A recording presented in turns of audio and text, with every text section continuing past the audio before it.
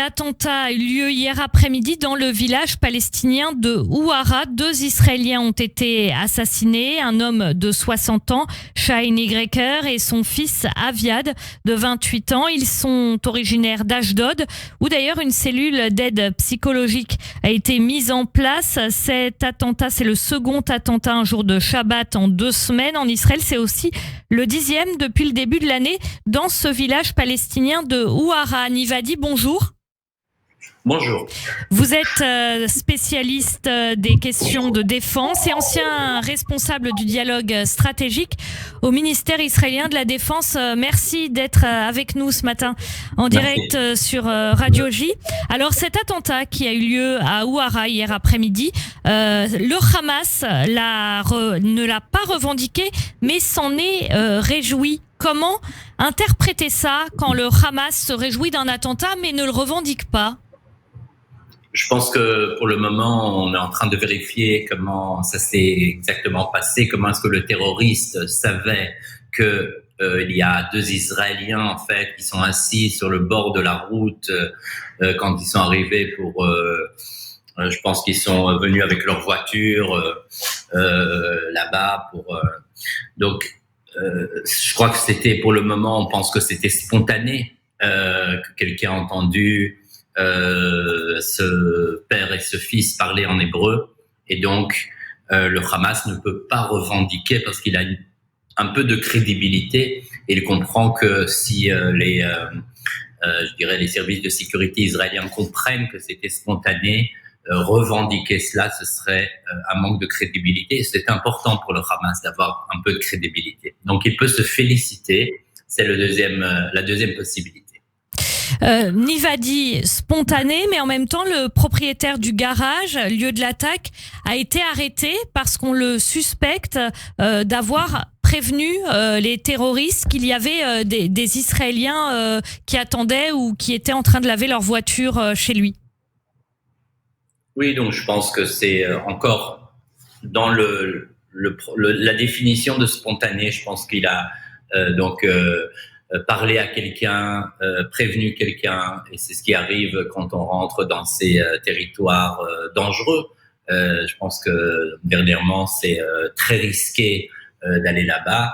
On sait que tout ce territoire de Ouara, malheureusement, qui était avant un endroit où tous les jours il y a des Israéliens, des Palestiniens qui travaillent ensemble, qui font beaucoup de choses ensemble. Ce n'est plus le cas. Aujourd'hui, Ouara, c'est devenu aussi par le gouvernement israélien l'ennemi à l'est de Jérusalem, et la tension est forte.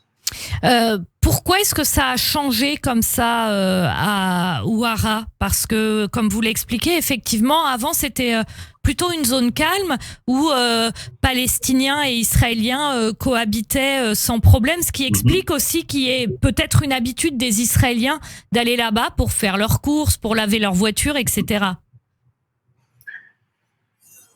Disons que c'est d'abord unique et assez rare et dangereux, et c'est pas quelque chose qui arrive aujourd'hui tous les week-ends qu'un des jeunes Israéliens viennent avec leur voiture laver leur voiture. Donc il faut le dire que quand même ils ont fait quelque chose de très risqué. Malheureusement, ça s'est très mal fini pour eux. C'est pas conseillé ces jours-ci. Encore une fois, c'est malheureux. On se rappelle aussi que des Israéliens allaient avant à Gaza pour faire leurs courses. Donc vous savez, les choses évoluent et pas dans le bon sens, malheureusement. Pourquoi ? Il y a plein de raisons.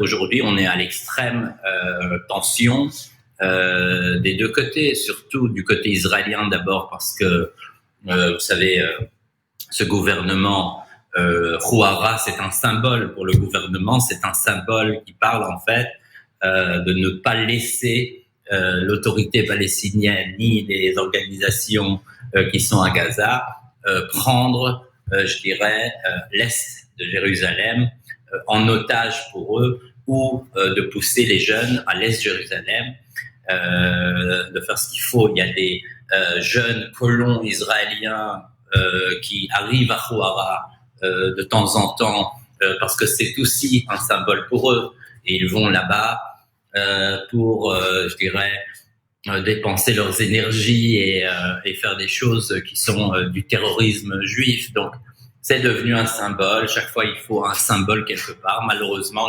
Jérusalem devient un endroit dangereux. Ouara, c'est aussi effectivement une zone qui est à l'est de Jérusalem. Nivadi, est-ce qu'il y a une implantation du Hamas, du djihad islamique, qui est plus forte aussi dans ce secteur de Ouara et dans cette région qu'il y a quelques mois ou quelques années ? Il y a toujours, chaque fois que l'autorité palestinienne s'affaiblit ou il y a un incident, et quand vous parlez il faut comprendre comment le système fonctionne.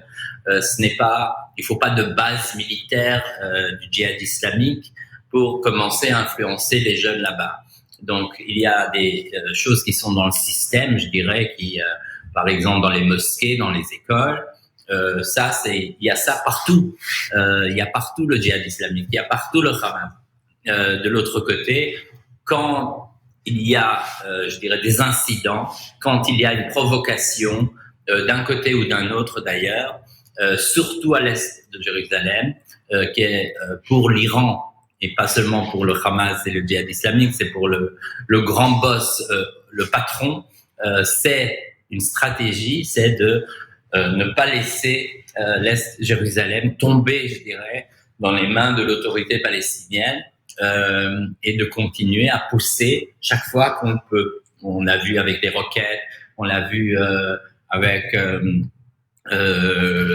quelques cycles où on a fait rentrer aussi l'Est de Jérusalem dans les cycles.